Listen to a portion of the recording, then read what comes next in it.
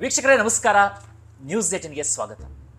ಇವತ್ತಿನ ಟಾಕ್ ಟಾನಿಕ್ನ ವಿಶೇಷ ಅತಿಥಿ ಇವತ್ತು ನಮ್ಮ ಕರ್ನಾಟಕ ರಾಜ್ಯದ ಆರೋಗ್ಯ ಮತ್ತು ಕುಟುಂಬ ಕಲ್ಯಾಣ ಸಚಿವರಾಗಿರುವಂಥವ್ರು. ಈ ಆರೋಗ್ಯ ಕ್ಷೇತ್ರ ಅನ್ನುವಂಥದ್ದು ಇದೆಯಲ್ಲ, ಸಾಕಷ್ಟು ಚಾಲೆಂಜಸ್ಸು ಇದೆ ಅದರಲ್ಲಿ, ಜೊತೆಗೆ ಒಂದು ರೀತಿಯಿಂದ ಮಾತೃ ಹೃದಯ ಕೂಡ ಬೇಕು.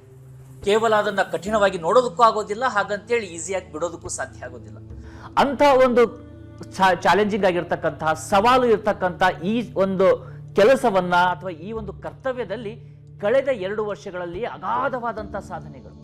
ಆ ಸಾಧನೆಯನ್ನ ಕೇವಲ ನಾವು ಹೇಳ್ತಾ ಇರುವಂಥದ್ದಲ್ಲ, ಅದನ್ನು ವರ್ಲ್ಡ್ ಹೆಲ್ತ್ ಆರ್ಗನೈಸೇಷನ್ ಕೂಡ ಗುರುತಿಸಿರುವಂಥದ್ದು, ಜೊತೆಗೆ ಕೇಂದ್ರ ಸರ್ಕಾರ ಕೂಡ ಗುರುತಿಸಿರುವಂಥದ್ದು, ಹಾಗೆ ವಿವಿಧ ಸಂಘಟನೆಗಳು ಕೂಡ ಗುರುತಿಸಿರುವಂಥದ್ದು. ಅದರಲ್ಲೂ ಪ್ರಮುಖವಾಗಿ ಈ ಬಾಣಂತಿಯರ ಸಾವಿನ ಪ್ರಕರಣ SDG 2030 ಅಂತಕ್ಕಂಥ ಒಂದು ಚಾಲೆಂಜ್ ಇದೆ. ಅಂದ್ರೆ ಅದು ಅಂತಾರಾಷ್ಟ್ರೀಯ ಮಟ್ಟದಲ್ಲಿ ಇರ್ತಕ್ಕಂಥದ್ದು. ಅದು 2030 ಕೊಟ್ಟಂತ ಚಾಲೆಂಜ್ ಅನ್ನ ಈಗಲೇ ಮುಗಿಸಿದ್ದಾರೆ. ಆ ಒಂದು ಸಾವಿನ ಪ್ರಮಾಣವನ್ನ 51ಕ್ಕೆ ಇಳಿಸಿರುವಂಥದ್ದು. ಅದೇ ರೀತಿಯಾಗಿ 5 ವರ್ಷದ ಕಡಿಮೆ ಬಾಲಕರ ಸಾವಿನ ಪ್ರಮಾಣದಲ್ಲೂ ಕೂಡ ಗಣನೀಯವಾದಂಥ ಇಳಿಕೆಯನ್ನು ತಂದಿದ್ದಾರೆ. ಈ ಎಲ್ಲ ಸಾಧನೆ ಮಾಡಿರ್ತಕ್ಕಂಥ ದಿನೇಶ್ ಗುಂಡೂರಾವ್ ಅವರು ನಮ್ಮ ಜೊತೆಯಲ್ಲಿದ್ದಾರೆ. ಸರ್, ಸ್ವಾಗತ ನಿಮಗೆ. ನಮಸ್ಕಾರ.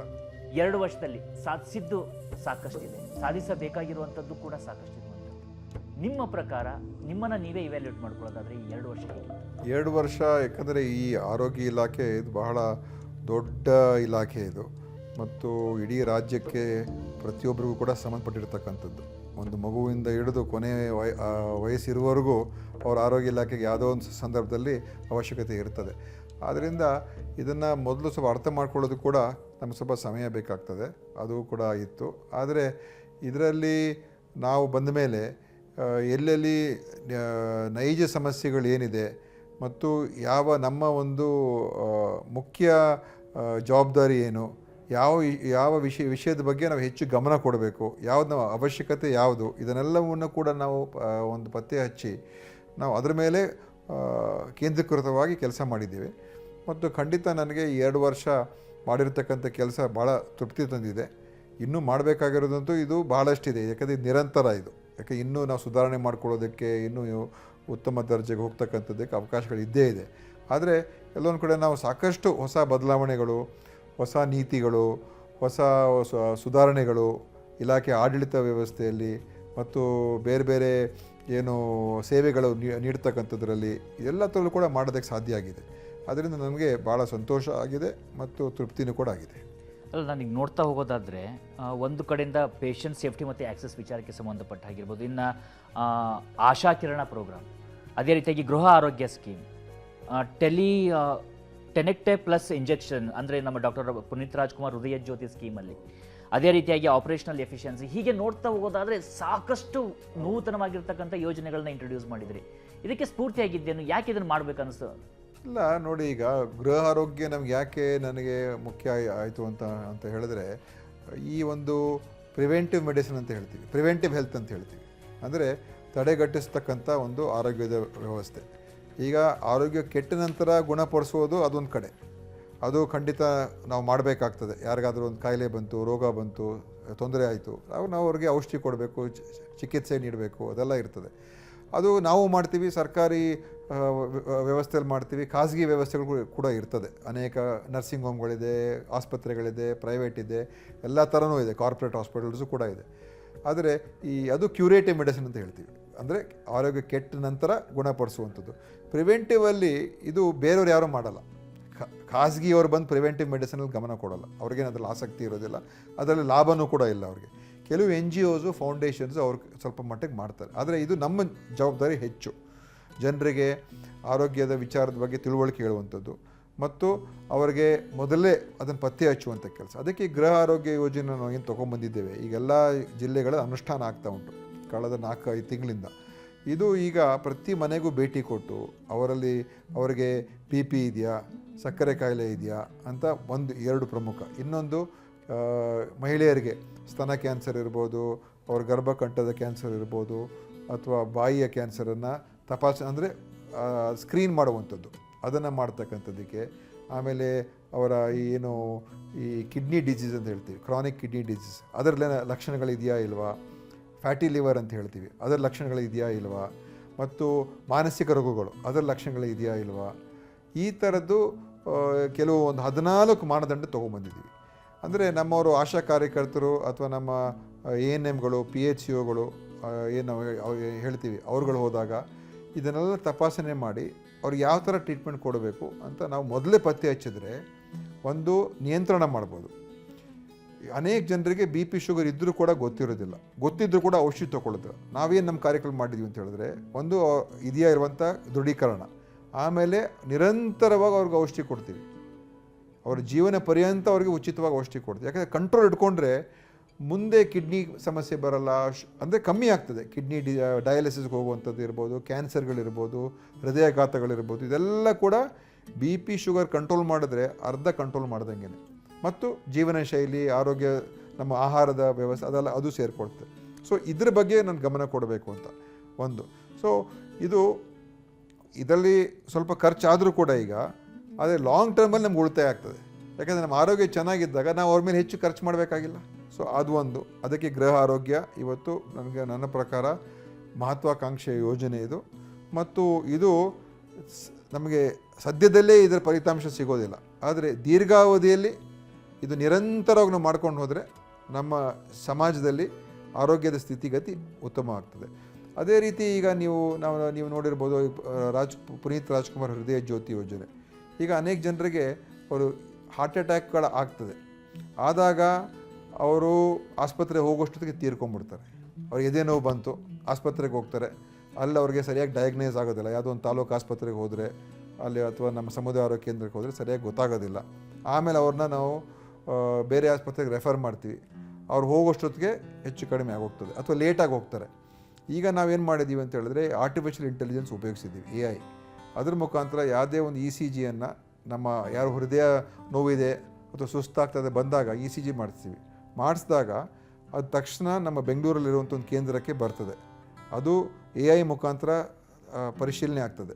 ಅದು ಏನಾದರೂ ಅವರಿಗೆ ಹೃದಯಘಾತ ಆಗ್ತಕ್ಕಂಥ ಸ್ಟೆಮಿ ಅಂತ ಹೇಳ್ತೀವಿ, ಅದು ಆಗೋ ಥರ ಸನ್ನಿವೇಶ ಇದೆಯಾ ಅಂತ ನೋಡ್ತದೆ.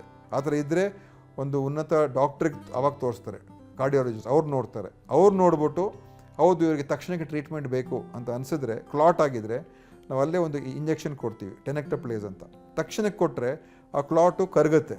ಕ್ಲಾಟ್ ಕರಗಿದ್ರೆ ಬ್ಲಡ್ ಫ್ಲೋ ಇರ್ತದೆ ಹಾರ್ಟ್ಗೆ, ಆವಾಗ ಅವ್ರು ಸದ್ಯಕ್ಕೆ ಬಚಾವಾಗ್ತಾರೆ. ಆಮೇಲೆ ಮುಂದೆ ಅವ್ರಿಗೆ ಏನು ಮಾಡ್ಕೋಬೇಕು ನಂತರ ಮಾಡಿಸ್ಕೋಬೋದು. ಬಟ್ ಆ ಸಮಯಕ್ಕೆ ಗೋಲ್ಡನ್ ಅವರ್ ಅಂತ ಹೇಳ್ತೀವಿ, ಆ ಗೋಲ್ಡನ್ ಅವರ್ ಟ್ರೀಟ್ಮೆಂಟ್ ಕೊಟ್ಬಿಟ್ರೆ ಅವ್ರು ಸರಿ ಹೋಗ್ಬಿಡ್ತಾರೆ. ಈ ಕಾರ್ಯಕ್ರಮ ಇವತ್ತು ಸುಮಾರು 82 ತಾಲೂಕು ಮತ್ತು ಜಿಲ್ಲಾ ಆಸ್ಪತ್ರೆಗಳಲ್ಲಿ ಅನುಷ್ಠಾನ ಆಗಿದೆ. ಈ ವರ್ಷ ನಾನು ಎಲ್ಲ ತಾಲೂಕು ಆಸ್ಪತ್ರೆಗೆ ವಿಸ್ತರಣೆ ಮಾಡ್ತಾಯಿದ್ದೀನಿ. ಈ ಕಾರ್ಯಕ್ರಮ ಅತ್ಯಂತ ಯಶಸ್ವಿಯಾಗಿ, ಇದರಿಂದ ಸಾಕಷ್ಟು ಜನ ಇವತ್ತು ಬದುಕಿದ್ದಾರೆ. ನೂರಾರು ಜನ ಆ ಟೆನೆಕ್ಟಪ್ಲೇಸ್ ಇಂಜೆಕ್ಷನ್ ತೊಗೊಂಡು ಅವ್ರ ಜೀವ ಉಳಿಸಿದ್ದೀವಿ ನಾವು. ಮತ್ತು ಅನೇಕ ಜನರಿಗೆ ಅವ್ರಿಗೆ ಹೃದಯದ ಸಮಸ್ಯೆ ಇದೆ ಅಂತ ಗೊತ್ತಾಗಿ ಮುಂದೆ ಬೇರೆ ಬೇರೆ ಚಿಕಿತ್ಸೆಗಳಿಗೆ, ಅದು ಆ್ಯಂಜಿಯೋಪ್ಲಾಸ್ಟಿನೇ ಇರ್ಬೋದು, ಸ್ಟೆಂಟ್ ಹಾಕುವಂಥದ್ದು ಇರ್ಬೋದು, ಬೈಪಾಸ್ ಇರ್ಬೋದು, ಬೇರೆದಿರ್ಬೋದು, ಅದೆಲ್ಲ ಮಾಡಿಸ್ಕೊಳ್ಳೋದಕ್ಕೆ ಅವಕಾಶ ಆಯಿತು. ಸೊ ಈ ಥರ. ಆಮೇಲೆ ಕಣ್ಣಿನ ಆಶಾಕಿರಣ ನೀವು ಹೇಳಿದ್ರಿ. ಈಗ ನಾನು 398 ಕಿರಣ ಕೇಂದ್ರಗಳನ್ನು ರಾಜ್ಯದಲ್ಲಿ ಸ್ಥಾಪನೆ ಮಾಡಿದ್ದೀನಿ. WHO ಕೂಡ ನಮ್ಮ ಸ್ಟಡಿ ಮಾಡಿಬಿಟ್ಟು ಇದೇ ಮಾಡೆಲ್ನ ಬೇರೆ ಕಡೆ ತೊಗೊಂಡು ಹೋಗಬೇಕು ಅಂತ ಅವ್ರು ಬಂದಿದ್ದಾರೆ. ಸೊ ಈಗೇನದು, ಈ 398 ಕೇಂದ್ರಗಳಲ್ಲಿ ಸಾರ್ವಜನಿಕರು ಯಾರು ಬೇಕಾದರೂ ಕೂಡ ನಮ್ಮ ದೃಷ್ಟಿ ಕೇಂದ್ರಗಳು ಬರ್ಬೋದು, ಆಶಾಕಿರಣ ಕೇಂದ್ರಕ್ಕೆ ಬರ್ಬೋದು. ಇವಾಗೇನು ದೃಷ್ಟಿ ದೋಷ ಇದ್ದರೆ ಅಲ್ಲೇ ಚೆಕ್ ಮಾಡಿಸ್ತೀವಿ, ಅಲ್ಲೇ ಅವ್ರಿಗೆ ಫ್ರೀ ಕನ್ನಡಕ ಕೊಡ್ತೀವಿ. ಏನಾದರೂ ಅವ್ರಿಗೆ ಪೊರೆ ಆಗಿದ್ದರೆ ಅವ್ರಿಗೆ ಶಸ್ತ್ರಚಿಕಿತ್ಸೆ ಮಾಡ್ತೀವಿ. ಬೇರೆ ಏನೇನಾದರೂ ಅವ್ರಿಗೆ ಡಯಾಬಿಟಿಕ್ ರೆಟಿನೋಪತಿ, ಅಂದರೆ ಅದು ಕಣ್ಣೇ ವಿಷನೇ ಹೊರಟೋಗುತ್ತೆ, ಅಂಥ ಸಮಸ್ಯೆ ಇದ್ದರೆ, ಅಥವಾ ಗ್ಲೋಕೋಮಾ ಆಗಿದ್ದರೆ ಅವ್ರಿಗೆ ಉನ್ನತ ಚಿಕಿತ್ಸೆಗೆ ನಾವು ತಾಲೂಕಾಗೆ ಅಥವಾ ಜಿಲ್ಲಾ ಆಸ್ಪತ್ರೆಗೆ ಕಳಿಸ್ಕೊಡ್ತೀವಿ. ಸೊ ನಮ್ಮ ಎಲ್ಲ ಸಮುದಾಯ ಆರೋಗ್ಯ ಕೇಂದ್ರ, ತಾಲೂಕು ಆಸ್ಪತ್ರೆ ಮತ್ತು ಜಿಲ್ಲಾ ಆಸ್ಪತ್ರೆಗಳಲ್ಲಿ ಈ ಆಶಾಕಿರಣ ಕೇಂದ್ರಗಳನ್ನು ಈಗ ಸ್ಥಾಪನೆ ಮಾಡಿ ಓಪನ್ ಮಾಡಿದ್ದೀವಿ, ಏಕಕಾಲದಲ್ಲಿ ಓಪನ್ ಮಾಡೋದು. ಸೊ ಇದು ಈ ಥರದ ಕಾರ್ಯಕ್ರಮ. ಇದೆಲ್ಲ ಅಂದರೆ ನಮ್ಮ ಕಾರ್ಯಕ್ರಮ ಎಫೆಕ್ಟಿವ್ ಆಗಬೇಕು ಅಂತ, ಜನರಿಗೆ ಮುಟ್ಟಬೇಕು, ಅದರಿಂದ ಅದರ ಪ್ರಯೋಜನ ಸಿಗಬೇಕು, ಆ ದೃಷ್ಟಿಯಿಂದ ನಾವು ಕೆಲಸ ಮಾಡ್ತಾಯಿದ್ದೀವಿ. ಈ ಥರ ಹಲವಾರು ಬೇರೆ ಬೇರೆದೆಲ್ಲ ಮಾಡಿದ್ದೀವಿ. ಈಗ ರೇಡಿಯಾಲಜಿ ತೊಗೊಂಬರ್ತಾಯಿದ್ದೀವಿ ಸದ್ಯದಲ್ಲಿ, ಸ್ವಲ್ಪ ದಿವಸದಲ್ಲಿ ರೇಡಿಯಾಲಜಿ, ಆಫ್ಥಮಾಲಜಿ. ಏನಾಗ್ತದೆ, ಅನೇಕ ಕಡೆ ರೇಡಿಯಾಲಜಿಸ್ಟ್ ಇರೋದಿಲ್ಲ. ಮಾಡೋಣ. ಹೌದು, ತುಂಬ ಇದೆ, ಹೇಳುವಂಥದ್ದು ಭಾಳ ಇದೆ. ಮಾತನಾಡುವಂಥದ್ದು ನನಗೆ ನಿಮ್ಮ ಈ 2 ವರ್ಷದ ಅವಧಿಯಲ್ಲಿ ನೀವು ಮಾಡಿರುವಂಥ ಕೆಲಸ ನನಗೆ ವೈಯಕ್ತಿಕವಾಗಿ ತುಂಬ ಪ್ರಭಾವಿ ಅನಿಸಿದ್ದು ಮತ್ತು ತುಂಬ ಮುಖ್ಯ ಅನಿಸಿದ್ದಂದರೆ, ನೀವು ಅಲ್ಲಿ ಹೇಗೆ ಗೋಲ್ಡನ್ ಅವರ್ ಅಂತ ಹೇಳ್ತಿದ್ರಿ, ಯಾವುದೇ ಒಂದು ಹೃದಯ ಸಂಬಂಧಿ ಸಮಸ್ಯೆಗಳು ಬಂದಾಗ ಅದೇ ರೀತಿಯಾಗಿ ಒಂದು ಗೋಲ್ಡನ್ ಪೀಕ್ ಟೈಮ್ ಇರುವಂಥದ್ದು ಈ ಮೆಂಟಲ್ ಇಲ್ನೆಸ್ಗೆ ಸಂಬಂಧಪಟ್ಟ ಹಾಗೆ ಅದು ಇವತ್ತು ಕೂಡ ಒಂದು ರೀತಿಯಿಂದ ಟ್ಯಾಬು ಆಗಿರುವಂಥದ್ದು. ಯಾರಿಗಾದರೂ ಇಲ್ಲ ನಿಂಗೆ ಸ್ವಲ್ಪ ಸೈಕಾಲಜಿಕಲ್ ಏನೋ ಸಮಸ್ಯೆ ಇದ್ದಂಗಿದೆ, ಒಂದು ಕೌನ್ಸಿಲಿಂಗ್ ಹೋಗ್ಬಾ ಅಂತ ಹೇಳಿದರೆ ಇವು ನನಗೆ ಹುಚ್ಚ ಅಂತಾನೆ ಅನ್ನುವಷ್ಟರ ಮಟ್ಟಿಗೆ ಅದು ಆಗುತ್ತೆ. ಹೀಗಾಗಿ ನಿಮಗೆ ಆ ಮೆಂಟಲ್ ಹೆಲ್ತನ್ನು ಅಷ್ಟು ಸೀರಿಯಸ್ ಆಗಿ ತಗೊಳ್ಳೋ ಕಾರಣ ಆಗಿರುವಂಥದ್ದು ಯಾಕೆ ಅಂತ ಹೇಳಿದ್ರೆ ಇವತ್ತು ಜನರಿಗೆ ಒತ್ತಡದ ಜೀವನ ನಡೆಸ್ತಾ ಇದ್ದಾರೆ ಒಂದು, ಮತ್ತು ಮೆಂಟಲ್ ಹೆಲ್ತ್ ಸಮಸ್ಯೆಗಳು ಆಗ್ತಾ ಇರುವಂಥದ್ದು ಇದು ಎರಡಿಗೆ ನೋಡ್ತೀವಿ. ಒಂದು ವಯಸ್ಸಾದ ನಂತರ ಆಗುವಂಥದ್ದು, ಅವ್ರಿಗೆ ಬೇರೆ ಬೇರೆ ಖಿನ್ನತೆಯಾಗಿ ಜೀವನದಲ್ಲಿ ಭಾಳ ತೊಂದರೆಗಳು ಸಿಗಾಕೊಂಡು ಬೇರೆ ಬೇರೆ ಕಾರಣಗಳಿಂದ ಅದು ಆಗುವಂಥದ್ದು. ಅಥವಾ ಇನ್ನೊಂದು ಚಿಕ್ಕ ವಯಸ್ಸಿನಲ್ಲಿ ಶಾಲಾ ಮಕ್ಕಳಿಗೆ, ಕಾಲೇಜಿನ ವಿದ್ಯಾರ್ಥಿಗಳಿಗೆ ಅವ್ರಿಗೂ ಕೂಡ ಒತ್ತಡ, ಸರಿಯಾಗಿ ಓದೋಕ್ಕಾಗದೆ ಹೋದರೆ, ರಿಸಲ್ಟ್ ಸರಿಯಾಗಿ ಬರದೆ ಹೋದರೆ, ಅಥವಾ ಸುತ್ತಮುತ್ತ ನೋಡ್ಕೊಂಡು ಬೇರೆಯವರು ಬೇರೆ ಬೇರೆ ಒಂದು ಒತ್ತಡಗಳಿಂದ ಅವರು ಮಣಿದು ಅವರು ಅದಕ್ಕೆ ಮೆಂಟಲ್ ಸ್ಟ್ರೆಸ್ಗೆ ಸಿಕ್ಕಾಕೊಳ್ತಾ ಇದ್ದಾರೆ. ಸೊ ಇದು ಇವತ್ತು ದೊಡ್ಡ ಒಂದು ಮತ್ತು ಮೊದಲು ಇರಲಿಲ್ಲ ಅಂತ ನಾನು ಹೇಳೋದಿಲ್ಲ, ಆದರೆ ಇವತ್ತು ಜನರಿಗೆ ಅವಕಾಶಗಳು ಹೆಚ್ಚಾಗಿದೆ ಮತ್ತು ಸ್ಪರ್ಧಾತ್ಮಕ ಒಂದು ವ್ಯವಸ್ಥೆ ಕೂಡ ಆಗೋಗಿದೆ. ಸೊ ನಾವೆಲ್ಲಿ ಹಿಂದೆ ಬಿದ್ದೋಗ್ತೀವಿ ಅಂತ ಭಯ ಮತ್ತು ಒತ್ತಡ, ಇದೆಲ್ಲ ಕಾರಣಗಳಾಗಿದೆ. ಸೊ ಸ್ಟ್ರೆಸ್ಸಿಂದ ಮೆಂಟಲ್ ಇಶ್ಯೂಸ್ ಇದೆ, ಮಾನಸಿಕ ರೋಗಗಳು, ಕೆಲವು ಬೇರೆ ಬೇರೆ ಮಾನಸಿಕ ಸಮಸ್ಯೆಗಳು, ಈ ಸ್ಕಿಜೋಫ್ರೇನಿಯಾ ಮತ್ತು ಅದೆಲ್ಲ ಚಿಕಿತ್ಸೆ ಔಷಧಿ ಕೊಡೋ ಮುಖಾಂತರ ಗುಣಪಡಿಸ್ಬೋದು. ಅದನ್ನು ಮತ್ತೆ ಹಿಂದೆ ಎಲ್ಲ ಇಂಥ ಕಾಯಿಲೆಗಳಿದ್ದರೂ ಕೂಡ ಜನರಿಗೆ ಅದು ಗೊತ್ತಾಗ್ತಾ ಇರಲಿಲ್ಲ. ಅಂದರೆ ಇದಕ್ಕೆ ಟ್ರೀಟ್ಮೆಂಟ್ ತೊಗೊಳ್ಬೋದು ಅಂತ ಹೇಳ್ಕೊಳ್ಳೋಕ್ಕೂ ಕೂಡ ಅವ್ರಿಗೆ ಗೊತ್ತಿರಲಿಲ್ಲ. ಮತ್ತು ಒಂಥರ ಸ್ಟಿಗ್ಮಾ ಇತ್ತು, ಹೇಳ್ಕೊಳ್ಳೋದಕ್ಕೂ ಕೂಡ ನನಗೆ ಒಂಥರ ಖಿನ್ನತೆಗೆ ಒಳಗಾಗಿದ್ದೇನೆ, ನನಗೆ ಭಯ ಬಂದುಬಿಟ್ಟಿದೆ, ನಾನು ಏನು ಮಾಡಬೇಕು ಗೊತ್ತಾಗ್ತಾ ಇಲ್ಲ ಅಂತ ಅವರು ಹೊರಗೆ ಏನು ಹೇಳೋಕ್ಕಾಗ್ದೇ ಅವ್ರು ಅದರಲ್ಲೇ ನರಳಿ ಎಷ್ಟೋ ಜನ ಪಾಪ ಕಷ್ಟ, ಭಾಳ ನೋವು ಅನುಭವಿಸಿದ್ದಾರೆ, ಜೀವಗಳು ಕೂಡ ಕಳ್ಕೊಂಡಿದ್ದಾರೆ. ಸೊ ಇವತ್ತು ಅದಕ್ಕೆ ಗೈಡೆನ್ಸ್ ಸಿಗಬೇಕು ಅಂಥೇಳಿ ಮೆಂಟಲ್ ಹೆಲ್ತ್ ಪ್ರೋಗ್ರಾಮ್ಸ್ ಮಾಡ್ತಾಯಿದ್ದೀವಿ. ಕಾಲೇಜ್ಗಳಲ್ಲಿ ನಮ್ಮ ಡಿಸ್ಟ್ರಿಕ್ಟ್ ಮೆಂಟಲ್ ಹೆಲ್ತ್ ಪ್ರೋಗ್ರಾಮ್ ಅಡಿಯಲ್ಲಿ ಎಲ್ಲ ಕಡೆ ಹೋಗಿ ಮಾತಾಡ್ತಾರೆ, ಸ್ಟೂಡೆಂಟ್ಸ್ ಹತ್ರ ಮಾತಾಡ್ತಾರೆ. ಅದೊಂದು ಕಡೆ. ಇನ್ನೊಂದು ಕಬಿ ಪ್ರೋಗ್ರಾಮ್ ಅಂತ ಮಾಡಿದ್ವಿ, ನಿಮ್ಮ ಜೊತೆ ಟೈಅಪ್ ಮಾಡಿ ಎಲ್ಲ ಜಿಲ್ಲಾ ಕೇಂದ್ರಗಳಲ್ಲಿ ಇವತ್ತು ಸೈಕಾಲಜಿಸ್ಟು ಮತ್ತು ಥೆರಪಿ ನೀಡುವಂಥವ್ರು ಅವರು ಕೂಡ ಒಂದು, ಯಾಕಂದರೆ ನ್ಯೂರಾಲಜಿಕಲ್ ಸಮಸ್ಯೆಗಳಿರ್ತದೆ, ಅದನ್ನು ಕೂಡ ಬಗೆಹರಿಸ್ಕೊಳ್ತಕ್ಕಂಥದ್ದಕ್ಕೆ ಅವಕಾಶ. ಸೊ ನಿಮ್ಮ ಜೊತೆ ಟೈಅಪ್ ಮಾಡಿ ಕಬಿ ಪ್ರೋಗ್ರಾಮ್ ಅಂತ ಮಾಡಿದ್ವಿ, ಬ್ರೈನ್ ಹೆಲ್ತ್ ಇನಿಷಿಯೇಟಿವ್. ಅದು ತುಂಬ ಚೆನ್ನಾಗಿ ನಡೀತಾ ಇದೆ. ಸೊ ಈ ಥರ ಇವತ್ತು ಮುಂದಿನ ದಿವಸಗಳಲ್ಲಿ ಹೆಚ್ಚು ಇದರ ಅವಶ್ಯಕತೆ ಇದೆ. ಸೊ ಇದನ್ನು ನಾವು ಟ್ರೀಟ್ ಮಾಡಿದಾಗ ಏನಾಗ್ತದೆ, ಅನೇಕ ಜನ ಅವರ ಒಂದು ಜೀವನದಲ್ಲಿ ಬದಲಾವಣೆ ಆಗ್ತದೆ ಮತ್ತು ಅವರ ಒಂದು ಉತ್ಪಾದನೆ ಶಕ್ತಿ ಹೆಚ್ಚಾಗ್ತದೆ. ಎಷ್ಟೋ ಜನ ಕೆಲಸಕ್ಕೂ ಸರಿಯಾಗಿ ಹೋಗೋದಿಲ್ಲ, ಡಿಪ್ರೆಸ್ ಆಗಿರ್ತಾರೆ, ಸರಿಯಾಗಿ ಕೆಲಸ ಮಾಡೋಕ್ಕಾಗೋದಿಲ್ಲ. ಸೊ ಅದನ್ನು ನಾವು ಅವ್ರಿಗೆ ಬದಲಾವಣೆ ತಂದಾಗ ಅವರ ಒಂದು ಅವರ ಜೀವನದಲ್ಲಿ ಬದಲಾವಣೆ ಆಗ್ತದೆ. ಸೊ ಆಮೇಲೆ ಮುಖ್ಯವಾಗಿ ಈ ಒಂದು ಸೈಕಾಲಜಿಕಲ್ ಮತ್ತು ಫಿಸಿಯಾಲಜಿಕಲ್ ಎರಡೂ ಸಮಸ್ಯೆಗೆ ಒಂದು ಕೊಂಡಿ ಅಂತ ಅನಿಸಿದರೆ ಈ ಸ್ಟ್ರೆಸ್ ಅನಿಸುತ್ತೆ. ಇವತ್ತು ಬದಲಾದಂಥ ಜೀವನ ಶೈಲಿ ಇರ್ಬೋದು, ಕೆಲಸದ ಒತ್ತಡಗಳಿರ್ಬೋದು, ಆಮೇಲೆ ಇವು ನ್ಯೂಕ್ಲಿಯರ್ ಕುಟುಂಬದ ಕಾನ್ಸೆಪ್ಟ್ಗಳು ಒಂದು ಕಡೆಯಿಂದ, ಮಕ್ಕಳಿಗೂ ಕೂಡ ಸರಿಯಾದ ರೀತಿಯಲ್ಲಿ ಪೇರೆಂಟ್ಸ್ ಜೊತೆ ಮಾತನಾಡೋಕ್ಕಾಗೋದಿಲ್ಲ, ಮಾತನಾಡಬೇಕಾದ್ರೆ ಪೇರೆಂಟ್ಸ್ಗಳಿಗೂ ಆಗ್ತಾ ಇಲ್ಲ. ಈ ಸ್ಟ್ರೆಸ್ ಮ್ಯಾನೇಜ್ಮೆಂಟ್ ವಿಚಾರಕ್ಕೆ ಸಂಬಂಧಪಟ್ಟಾಗ ಏನಾದರೂ ಪ್ರೋಗ್ರಾಮ್ಗಳು ಹಾಕುವಂಥ ಪ್ಲ್ಯಾನ್ಸ್ ಇದೆಯಾ? ಸ್ಟ್ರೆಸ್ ಮ್ಯಾನೇಜ್ಮೆಂಟ್ ಏನಂತ ಹೇಳಿದ್ರೆ ನಮ್ಮದು ಜೀವನ ಶೈಲಿ, ಅದಷ್ಟು ಸುಲಭ ಅಲ್ಲ. ಅದು ಏನಂತ ಬಿಹೇವಿಯರಲ್ ಸೈನ್ಸ್ ಅಂತ ಹೇಳ್ತಾರೆ. ಸೊ ಅದನ್ನು ಏನಾಗಿದೆ, ಬದುಕು ಇವತ್ತು ನೀವು ಹೇಳ್ದಂಗೆ ನ್ಯೂಕ್ಲಿಯರ್ ಫ್ಯಾಮಿಲೀಸು ಮತ್ತು ಇವತ್ತು ಈ ಡಿಜಿಟಲ್ ವರ್ಲ್ಡ್ ಬಂದ್ಬಿಟ್ಟಿದ್ದೀವಿ. ಅದರಿಂದ ಎಷ್ಟೋ ಜನರಿಗೆ ಇವತ್ತು ಆ ಡಿಜಿಟಲ್ ಅಡಿಕ್ಷನ್ ಆಗೋಗಿದೆ ಮತ್ತು ಗೊತ್ತಿಲ್ಲದೇ ಅವರು ಅದಕ್ಕೆ ಅಡಿಕ್ಟ್ ಆಗಿಬಿಟ್ಟಿರ್ತಾರೆ. ಫೋನ್ ಇಲ್ಲದೇ ಇರೋಕ್ಕಾಗಲ್ಲ. ವಾಟ್ಸ್ಯಾಪು ಮತ್ತು ಬೇರೆ ಬೇರೆ ಸೋಷಿಯಲ್ ಮೀಡಿಯಾಗಳು, ಆ ರೀಲ್ಸು ನೋಡ್ತಾ ನೋಡ್ತಾ ನೋಡ್ತಾ ಅವರ ಒಂದು ಹಿಂದೆ ಎಲ್ಲ ಒಂಥರ ಬೇರೆದೆಲ್ಲ ಅವ್ರಿಗೆ ಯಾವುದು ಆಸಕ್ತಿ ಇಲ್ಲದೆ ಇರೋದನ್ನು ಕೂಡ ಗಮನಿಸ್ತಾ ಇದ್ರು. ಇವತ್ತು ಅದು ಯಾವುದು ನೋಡೋದಿಲ್ಲ, ಅವ್ರಿಗೆ ಕೇವಲ ಯಾವುದು ಇಂಟ್ರೆಸ್ಟ್ ಇದೆ ಅದು ಮಾತ್ರ ನೋಡ್ತಾರೆ ಮತ್ತು ಅದರಲ್ಲೇ ಒಳಗಾಗ್ಬಿಡ್ತಾರೆ. ಸೊ ಇದು ಒಂದು ದೊಡ್ಡ ಕಾಯಿಲೆ. ಡಿಜಿಟಲ್ ಅಡಿಕ್ಷನ್ನು ಕೂಡ ದೊಡ್ಡ ಕಾಯಿಲೆ. ಶಾಲೆಗಳೆಲ್ಲ ಎಸ್ಪೆಷಲಿ ಚಿಕ್ಕ ಮಕ್ಕಳಿಗೆ ಮತ್ತು ಕಾಲೇಜ್ಗಳಲ್ಲಿ. ಅದರಿಂದ ಇವತ್ತು ಶಿಕ್ಷಣ ವ್ಯವಸ್ಥೆಯಲ್ಲಿ ಇದ್ರ ಬಗ್ಗೆ ಹೇಳ್ಕೊಡ್ತಕ್ಕಂಥ ವ್ಯವಸ್ಥೆ ಆಗಬೇಕು ಅಂತ ನಾವು ಶಿಕ್ಷಣ ಇಲಾಖೆ ಜೊತೆ ಕೂಡ ಮಾತನಾಡಿದ್ದೇವೆ. ಮತ್ತು ಅವರ ಸಬ್ಜೆಕ್ಟ್ಗಳಲ್ಲೂ ಕೂಡ ಇದ್ರ ಬಗ್ಗೆ ಜಾಗೃತಿಯನ್ನು ಮೂಡಿಸಬೇಕು. ಒಂದು ಚಾಪ್ಟರ್ ಅವರ ಸಿಲೆಬಸ್ಸಲ್ಲೂ ಕೂಡ ಇದ್ರ ಬಗ್ಗೆ ಬರಬೇಕು ಅಂತ ನಾವು ಪತ್ರ ಬರೆದು ಆ ಸಿಲೆಬಸ್ ಕೂಡ ರೆಡಿ ಮಾಡಿ ಕಳಿಸಿದ್ದೀವಿ. ನಾವು ಕೇಳ್ತಾ ಇದ್ವಿ, ಈ ಮನೆಯ ಮೊದಲ ಪಾಠಶಾಲೆ, ಜನನಿ ತಾನೇ ಮೊದಲ ಗುರು ಅಂತ. ಇವತ್ತು ಈ ಡಿಜಿಟಲ್ ಅಡಿಕ್ಷನ್ ಕೂಡ ಜನನಿಂದಲೇ ಶುರುವಾಗ್ಬಿಡುತ್ತೆ. ಅಂದರೆ ಏನೋ ಒಂದು ಮಗು ಅಳ್ತಾ ಇರುತ್ತೆ, ಮೊಬೈಲ್ ಕೊಟ್ಟು ಕೆಲಸ ತಾವು ಮಾಡ್ಕೊಳಕ್ಕೆ ಹೋಗೋದು. ಚಿಕ್ಕ ಮಗುವಿಗೆ ನಾವು ಫೋನ್ ಕೊಟ್ಬಿಡ್ತೀವಿ. ಸೊ ಆ ಚಿಕ್ಕ ವಯಸ್ಸಿಂದನೇ ಆ ಮಗು ಅದಕ್ಕೆ ಎಕ್ಸ್ಪೋಸ್ ಆಗಿಬಿಡ್ತಾರೆ. ಮತ್ತು ಇವತ್ತು ಮಾಹಿತಿಯನ್ನು ಕಂಟ್ರೋಲ್ ಮಾಡೋಕ್ಕಾಗಲ್ಲ ಫೋನ್ಗಳಲ್ಲಿ. ಏನು ಬೇಕಾದರೂ ನೋಡ್ಬೋದು.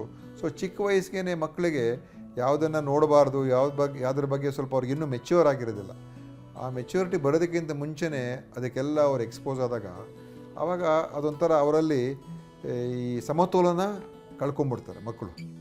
ಕೆಲವರೆಲ್ಲ, ನಾವು ಎಲ್ಲರೂ ಅಂತ ಅಲ್ಲ, ಸಮತೋಲನ ಅದರಿಂದ ಅವ್ರ ತೊಂದರೆಗಳಿಗೆ ಸಿಕ್ಕಾಕ್ಕೊಳ್ತಾರೆ. ಅದಕ್ಕೆ ನಾವು ಪೇರೆಂಟ್ಸ್ಗೂ ಎಜುಕೇಟ್ ಮಾಡಬೇಕು. ನೋಡಿ ಈ ಥರ ಇದ್ರ ಬಗ್ಗೆ ಎಚ್ಚರಿಕೆಯಿಂದಿರಿ ಅಂತ. ಮಕ್ಕಳು ಕೂಡ ನೀವು ಇದನ್ನು ಯಾವ ರೀತಿಯಾಗಿ ಇದ್ರ ಬಗ್ಗೆ ನೀವು ಜವಾಬ್ದಾರಿ ವಹಿಸ್ಕೋಬೇಕು ಅವ್ರಿಗೂ ನಾವು ಹೇಳ್ಕೊಡ್ಬೇಕಾಗ್ತದೆ. ಇದು ಬಹಳ ಇಂಪಾರ್ಟೆಂಟ್ ಈಗ.